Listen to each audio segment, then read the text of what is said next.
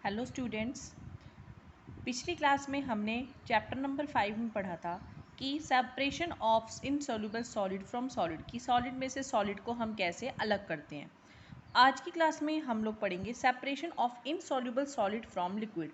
Liquid में से जो सॉलिड मिक्स नहीं होते हैं उसे कैसे अलग करते हैं।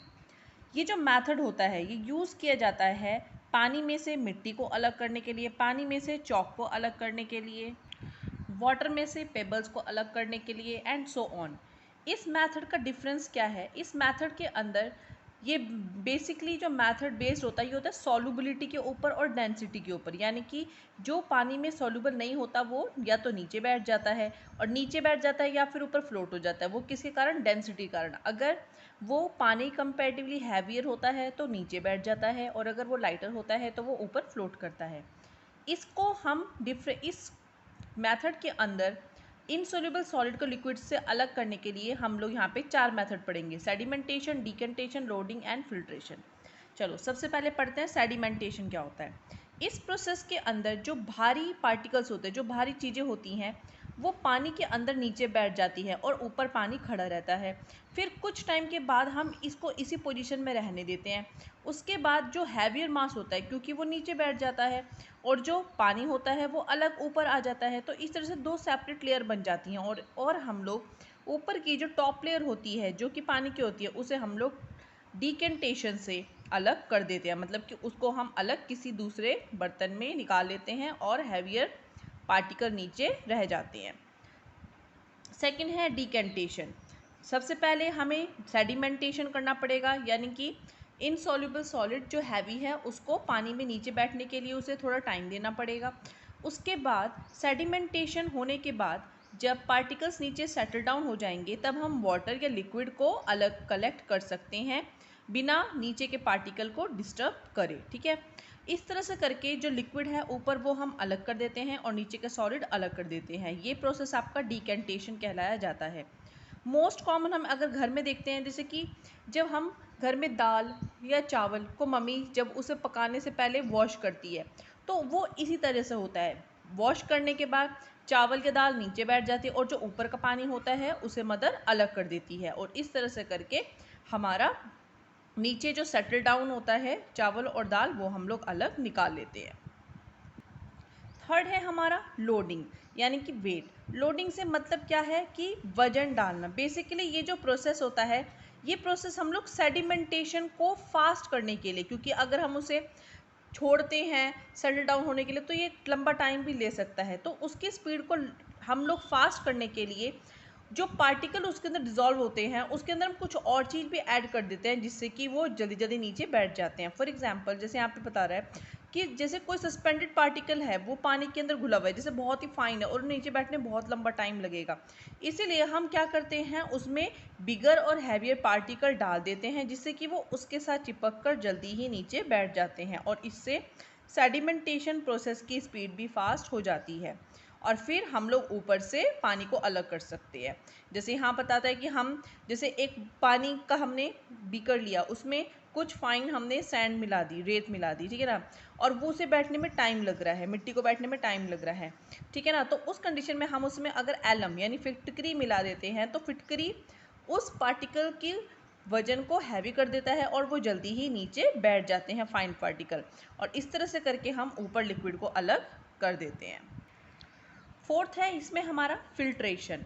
फिल्ट्रेशन में हम लोग सेडिमेंटेशन और डिकेंटेशन के थ्रू हम मिक्सचर को पानी में से अलग कर देते हैं, लेकिन फिर भी समटाइम कभी कभी बिल्कुल प्योर नहीं हो पाता, तो उस कंडीशन में हमें फिल्ट्रेशन मेथड का यूज़ करना पड़ता है उसके अंदर फाइन पार्टिकल को बिल्कुल हटाने के लिए। जैसे कि हम चाय पत्ती जब हम लोग चाय में से अलग करते हैं स्ट्रेनर की हेल्प से, ऐसे ही हम जो डस्ट पार्टिकल होते हैं जो वाटर के अंदर डिज़ोल्व हैं, अभी प्रॉपर अलग नहीं हो पाए हैं, उस कंडीशन में हम लोग क्या करते हैं फिल्ट्रेशन का यूज़ करते हैं, जिसके लिए हम फिल्टर पेपर का यूज़ करते हैं। जैसे मडी वाटर है, हमने एक फ़िल्टर पेपर लिया और उसको हमने क्या करा, क्योंकि उसको हमने ट्रायंगुलर शेप में हमने फोल्ड करा, ठीक है ना, क्योंकि फ़िल्टर पेपर के अंदर बहुत ही छोटे छोटे छेद होते हैं, बहुत ही छोटे छोटे पोर्स होते हैं, तो वो सॉलिड पार्टिकल्स को अपने अंदर से अलाउ नहीं करता है जाने के लिए, जबकि पानी को अपने अंदर से वो निकलने के लिए अलाउ करता है। तो यहाँ पे यही बता रहा है कि फिल्ट्रेशन एक ऐसा प्रोसेस है इनसॉल्युबल सॉलिड को लिक्विड में से अलग करने का, जिसके थ्रू हम फिल्टर पेपर का यूज़ करते हैं, जो कि फनल शेप में हम फनल का भी यूज़ करते हैं हम इसमें। ठीक है, देखो यहाँ पे आप देखोगे एक पिक्चर बना रखी है, ये यहाँ पे क्या है, फिल्टर पेपर है जो कि सर्कल था, इसको पहले डबल फोल्ड किया, फिर उसको ऐसे फोल्ड किया और फिर इसका एक कोन शेप बना दिया।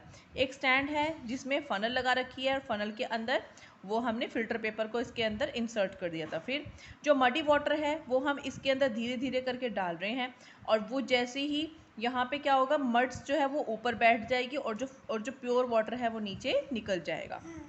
यहाँ पे इसी प्रोसीजर को उन्होंने समझा रखा है कि जब सर्कुलर पेपर लिया हमने फिल्टर पेपर का, और फिर उसको हमने ट्वाइस फोल्ड करा, फिर हमने इसे दोबारा फोल्ड करा, और फिर हमने इससे कोन बनाया, और फिर हमने इसको बीकर के अंदर प्लेस करा, और फिर मडी वाटर इसके अंदर डाला, और एक ग्लास रोड की हेल्प से फिर जो साफ पानी है वो नीचे के बीकर में कलेक्ट हो गया, और जो मड पार्टिकल है वो ऊपर जो हमने ये फिल्टर पेपर का कोन बनाया था इसी में ही सेटल डाउन हो गया। तो ये हमारा फिल्ट्रेशन मेथड था। अब हम करेंगे इसका third type, separation of soluble solid from liquid. Liquid में से जो सॉलिड घुल चुके हैं उसे कैसे अलग करते हैं, जैसे कि पानी में से नमक। इसके लिए दो तरीके यूज़ किए जाते हैं, एक तो इवेपोरेशन और एक कंडेंसेशन। इवेपोरेशन के अंदर क्या होता है कि हम वो जो मिक्सचर का जो लिक्विड होता है उसको हम क्या करते हैं, हीट करते हैं, गर्म करते हैं, जिसके कारण जो लिक्विड है वो वेपर के फॉर्म में ऊपर उड़ जाता है इवेपोरेशन प्रोसेस से, और जो सॉलिड पार्टिकल है वो नीचे रह जाता है, यानी कि नमक नीचे सेटल डाउन रह जाता है।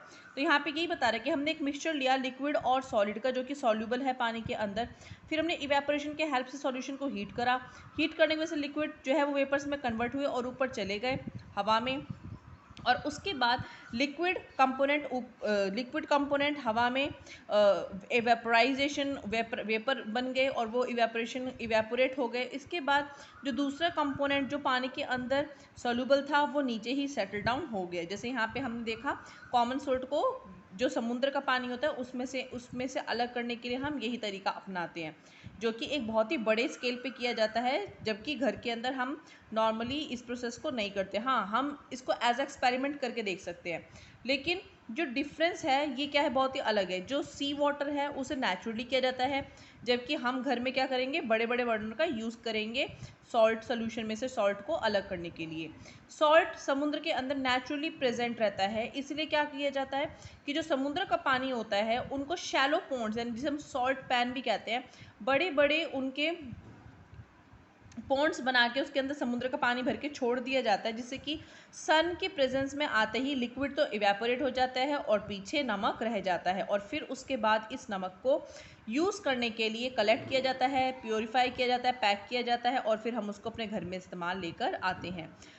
ड्यूरिंग इवेपोरेशन के दौरान heating is stop just before the mixture complete dry up and we let it cool, crystal of the pure substance will be form. Same वही थिंग है कि जैसे हम इसमें हीटिंग स्टॉप करेंगे मिक्सचर का ड्राई करने के लिए, तो हमारे यहाँ पे क्रिस्टल सब्सटेंसेस बनना शुरू हो जाते हैं, जिसको हम क्रिस्टलाइजेशन प्रोसेस कहते हैं। Now second, condensation. कंडेंसेशन क्या होता है, इस प्रोसेस की ये प्रोसेस इवेपोरेशन का उल्टा होता है। जैसे इवेपोरेशन के अंदर हम लोग क्या करते हैं, वाटर को हीट करते हैं और फिर लिक्विड वेपराइज होता है, इसमें उल्टा होता है। इसमें क्या करते हैं, a liquid is converted into vapours by heating, whereas in condensation vapours are converted into liquid by cooling. ठीक है ना, इवेपोरेशन में हमने क्या करा, लिक्विड को हमने वेपर में कन्वर्ट करा, और जबकि कंडेंसेशन में हमने वेपर्स को लिक्विड यानी पानी में कन्वर्ट करा कूल करके।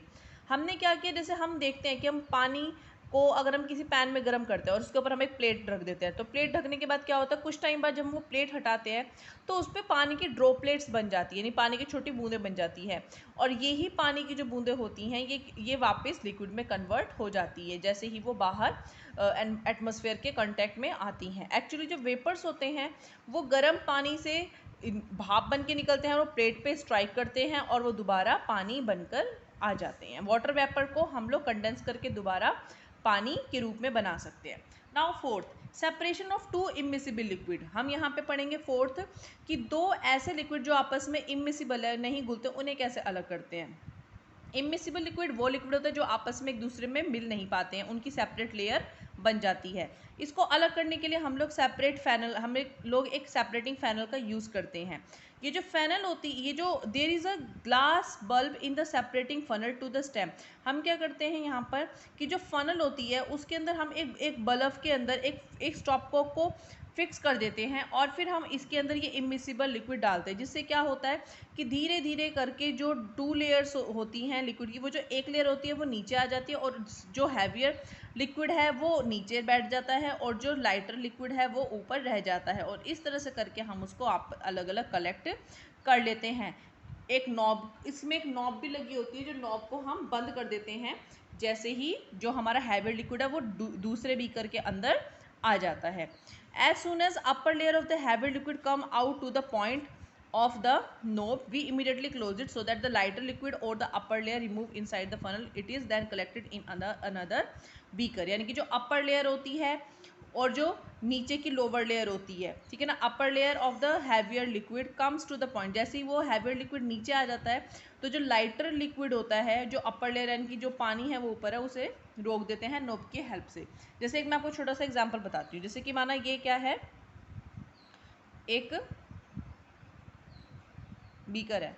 बीकर में हमने देखा कि ये एक अलग सॉल्यूशन है और नीचे एक ये आपका अलग सॉल्यूशन है। तो जो हैवियर वाला है वो नॉब, यहाँ पे एक नॉब लगी होती है, नॉब की हेल्प से जैसे ड्रॉप ड्रॉप करके वो आता है तो ये नीचे अलग एक फनल में कलेक्ट हो जाता है और इस तरह से ऊपर का लिक्विड हमारा लाइटर ऊपर रह जाता है जब हम इस नॉब को बंद कर देते हैं। इसको हम एक एक्टिविटी से समझते हैं। जैसे कि हमने क्या करा कि पानी के अंदर हमने एक कोई ऑयल डाला। जैसे माना आपने पानी लिया और कोकोनट ऑयल लिया और आपने एक फनल लिया और आपने एक बीकर लिया, ठीक है ना। आपने क्या किया, 20 ml वाटर के अंदर आपने 20 ml ही नारियल का तेल, कोकोनट ऑयल को मिक्स करा।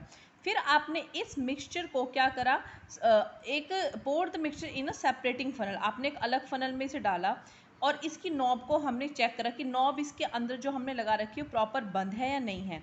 फिर हमने से कुछ देर के लिए स्टैंड करा, मतलब छोड़ दिया कि देख पानी जो है वो सेटल डाउन हो जाए, जिससे कि उनकी सेपरेट लेयर बन जाए। जब इनकी सेपरेट लेयर हमें विजिबल होना स्टार्ट हो जाती है, उस कंडीशन में हम क्या करते हैं, जो फनल होता है, जो नीचे जो हमने नोब लगा रखी है, उस नोब को धीरे से ओपन कर देते हैं, जिससे कि जो जो हैवियर सब्सटेंस है वो जो नीचे बैठ गया है, और हमें पता है पानी और तेल के अंदर हैवी सब्सटेंस वाटर रहता है, तो वाटर नीचे बैठ जाता है और वाटर और जो कोकोनट ऑयल है वो ऊपर उसकी अलग लेयर बन जाती है।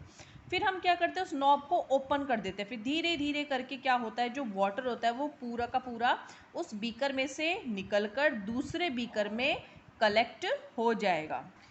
फिर हमने यहाँ पे क्या ऑब्जर्व करा कि केवल फनल के अंदर क्या रह गया, केवल तेल, और दूसरे बीकर के अंदर हमने वाटर को कलेक्ट कर दिया। इस तरह से हमने दो इमिसिबल लिक्विड को आपस में अलग अलग कलेक्ट कर लिया। नाउ नेक्स्ट टॉपिक सॉल्युबिलिटी, ये हम लोग कल की क्लास में करेंगे। Thank you.